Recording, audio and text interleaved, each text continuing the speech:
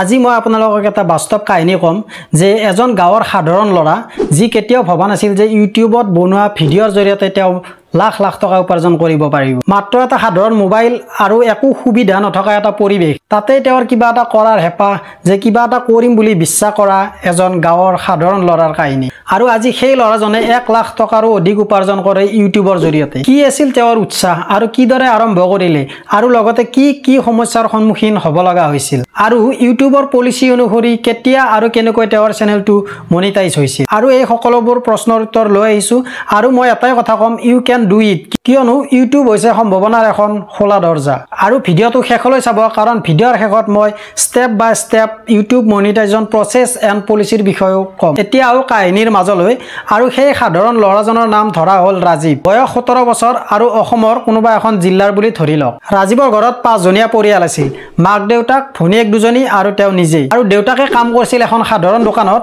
আৰু তেওঁ ডেইলি 350 টকা মানহে উপাৰ্জন কৰিছিল। আৰু তেতিয়া এদিন ডাঙৰ ভনীয়েকে ৰাজীৱক কৈছিল যে কিছুমান মানুহে মোবাইলেৰে কুকিং ভিডিঅ' বনাই ইউটিউবত ভাইৰেল হৈ আছে, আপুনিও কৰিব পাৰে দেখোন। তেতিয়া ৰাজীৱে মাত্ৰ হাঁহিছিল আৰু ভাবিছিল যে মোৰ মোবাইলৰ ৰেম মাত্ৰ 2GB আৰু এডিটিং কৰিবলৈও মই নাজানো। কিন্তু তেওঁৰ মনৰ ভিতৰত এটাই কথা বাজি আছিল যে যদি বেলেগে পাৰে মই কিয় নোৱাৰো। এদিন তেওঁৰ নিজৰ ঘৰৰ আগত থকা এখন সৰু বাগান আৰু পুখুৰীৰ ভিডিঅ' ৰেকৰ্ড কৰি ইউটিউবত দিছিল আৰু টাইটেল দিছিল অসমৰ গাঁৱৰ মাটিৰ পুখুৰী, organic farming Assam, natural blog, এনেকৈ টাইটেল দিয়াৰ পিছত সেই ভিডিঅ'টোত ভিউ চাইছিল মাত্ৰ 11টা। আৰু তথাপিও তেওঁ ৰৈ নাথাকিল আৰু দ্বিতীয়টো ভিডিঅ' বনালে তেওঁৰ মাকেই ৰান্ধি থকা এখন অসমীয়া ভোজৰ থালিৰ ভিডিঅ' আৰু টাইটেল দিছিল Assamese traditional cooking in village top, Assamese thali. আৰু এই ভিডিঅ'টোত কমেণ্টটো বহুত আহিছিল। ৰাজীৱে এসপ্তাহত 3টা ভিডিঅ' আপলোড কৰিবলৈ সিদ্ধান্ত ল'লে আৰু ভিডিঅ' এডিটিং কৰিবলৈ শিকিলে কেপকাট বা কাইন মাষ্টাৰৰ এপৰ সহায়ত। আৰু বেকগ্ৰাউণ্ড মিউজিক লৈছিলে ইউটিউব লাইব্ৰেৰীৰ পৰাই আৰু ভিডিঅ'ৰ থাম্বনেইল বনাবলৈ পিক্সআৰ্ট বা কেনভা মোবাইল এপ ব্যৱহাৰ কৰিছিল। প্ৰথমতে 10টা ভিডিঅ'ত ভিউজ আহিছিল 200 পৰা 300 মান। তাৰপিছত তেওঁ এটা ভিডিঅ' দিলে আৰু ভিডিঅ'ৰ টাইটেল আছিল Assamese village fish catching, local vlog খাৰখোৱা। ভিডিঅ'টো ভাইৰেল হ'ল আৰু 1 লাখ মান ভিউজ আহিলে আৰু ছাবস্ক্ৰাইবাৰ হ'ল 1100 আৰু ৱাচ টাইম 4200 ঘণ্টা সেই ভিডিঅ'টোত পালে। আৰু তেতিয়া তেওঁ সুধিছিল যে মোৰ ইউটিউব মনিটাইজেশ্যন ক্ৰাইটেৰিয়া সকলোখিনি ফুলফিল হ'ল, কিন্তু এতিয়াও মোৰ ভিডিঅ'ত এডভাৰটাইজ কিয় অহা নাই। আৰু তেতিয়া তেওঁ ইউটিউব মনিটাইজেশ্যন পলিচিৰ বিষয়ে শিকিব লগা হ'ল। ইউটিউব পাৰ্টনাৰ প্ৰগ্ৰেম, মানে ইউটিউবে আপোনাৰ ভিডিঅ'ত এডছ দেখাব আৰু তাৰ পৰা আপোনাৰ ইনকাম জেনেৰেট হ'ব। আৰু ইউটিউবৰ মনিটাইজেশ্যন ক্ৰাইটেৰিয়াখিনি এনেকুৱা ধৰণৰ আছিল যে প্ৰথমে ছাবস্ক্ৰাইবাৰ 1000 লাগিব আৰু ৱাচ টাইম 4000 ঘণ্টা লাগিব আৰু এই 4000 ঘণ্টা আপুনি 12 মাহৰ ভিতৰত ফুলফিল কৰিব লাগিব। আৰু যদি আপুনি শ্বৰ্ট ভিডিঅ' বনায় তেনেহ'লে শ্বৰ্টৰ ভিউজ প্ৰায় 90 দিনৰ ভিতৰত 10 মিলিয়ন হ'ব লাগিব। কমিউনিটি গাইডলাইন ভায়োলেশ্যন থাকিব নালাগিব আৰু 2 ষ্টেপ ভেৰিফিকেশ্যন অন হ'ব লাগিব আৰু লগতে এডচেন্স একাউণ্টো লগ ইন কৰিব লাগিব। এতিয়া ৰেভিনিউ কিমান হয়? RPM, ৰেভিনিউ পাৰ 1000 ভিউজ 20 পৰা 120 টকা মান আহে, কিন্তু ভাষা বিষয়বস্তু বা ভিন্ন দেশৰ ভিন্ন হোৱা দেখা যায়। এতিয়া 1 লাখ ভিউজৰ উপাৰ্জন 3000 পৰা 10000ৰ ভিতৰত আহে। স্পন্সৰশ্বিপ, ছুপাৰ চাট, এফিলিয়েটেড আৰু চেনেল মেম্বাৰশ্বিপৰ পৰা এই ইনকাম আৰু অধিক বাঢ়ি যায়। আৰু ইউটিউবৰ এনেকুৱা ভায়োলেশ্যন পলিচি আছে যিবিলাক আপুনি ব্যৱহাৰ কৰিব নোৱাৰিব, যেনে ধৰক কপিৰাইট কণ্টেণ্ট আপুনি ইউজ কৰিব নোৱাৰিব, থাম্বনেইল ক্লিকবেট হ'ব নালাগিব, মিছলিডিং টাইটেল আৰু টেগ দিব নোৱাৰিব, content must B advertise friendly হ'ব লাগিব আৰু নো ভালগেৰিটি, নো হেট স্পীচ হ'ব নালাগিব। আৰু এতিয়া এডচেন্স একাউণ্ট কেনেকৈ খুলিব?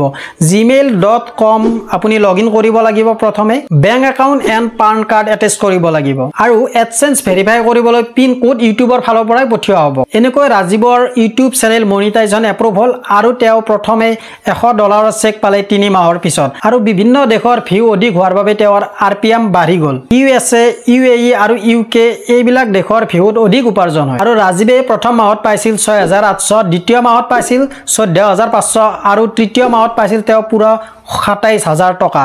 আৰু এতিয়া আজিৰ দিনত প্ৰতি মাহে তেওঁ 1,20,000 পাৰ মান্থ উপাৰ্জন কৰি আছে। আৰু লগতে তেওঁ স্পন্সৰ ল'বলৈ ধৰিলে লোকেল ফাৰ্মিং টুলছ, অৰ্গেনিক পিকলেছ আৰু আছাম টুৰিজিম পেজ। আৰু ছ'চিয়েল মিডিয়াত 3 লাখ ফলোৱাৰ্ছ আৰু শ্বৰ্ট ভিডিঅ'ৰ দ্বাৰাও তেওঁ ইনকাম কৰি আছে। আৰু তেওঁৰ চেনেলৰ নামটো আছিল Rajiv rural world.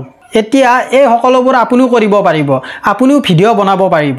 Village blog, food tutorial আৰু মটিভেশ্যনেল এনেকুৱা ধৰণৰ ভিডিঅ'ত ভিউজ বহুত আহে। এতিয়া আপুনি ভিডিঅ' দিব লাগিলে উইকলি 2টা বা 3টা ভিডিঅ' দিব আৰু ভিউৱাৰ্ছ এংগেজমেণ্টৰ কাৰণে কমেণ্টৰ ৰিপ্লাই দিব আৰু শ্বৰ্টছ আপলোড কৰিব, কাৰণ শ্বৰ্টৰ পৰা ভিডিঅ'ৰ ভিউজ বহুত আহে। ভইচ অভাৰ শিকক, আকৰ্ষণীয় আৰু পৰিষ্কাৰ ভাষাত ক'বলৈ চেষ্টা কৰক। থাম্বনেইল আৰু টাইটেল এট্ৰাক্টিভ আৰু অনেষ্ট বনাবলৈ চেষ্টা কৰক আৰু কণ্টেণ্ট কেৱল ভিউজৰ বাবে নহয়, ভেলু দিবলৈ চেষ্টা কৰক। আৰু আপোনাৰ ওচৰত এটা স্মাৰ্টফোন থাকিলে আপুনি ইউটিউব চেনেল এটা খুলিব পাৰে, ভিডিঅ' আপলোড দিব পাৰে। DSLR, ষ্টুডিঅ', মাইক্ৰফোন এইবিলাক পিছে কৰি ল'ব পাৰিব।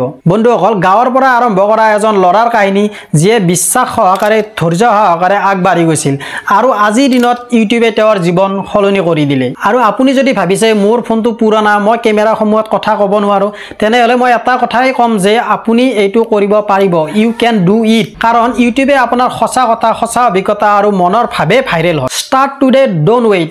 একোটা ভিডিঅ'ই আপোনাৰ জীৱনৰ সফলতাৰ খিলঞ্জয়ী হ'ব পাৰে। ভিডিঅ'টো ভাল লাগিলে কমেণ্ট কৰিব আৰু লিখিব আপোনাৰ ইউটিউব চেনেল আছে নে নাই, আৰু লগতে ভিডিঅ'টো লাইক, শ্বেয়াৰ কৰিব আৰু এণ্ডাছ ব্লগ চেনেলটো ছাবস্ক্ৰাইব কৰিবলৈ নাপাহৰিব।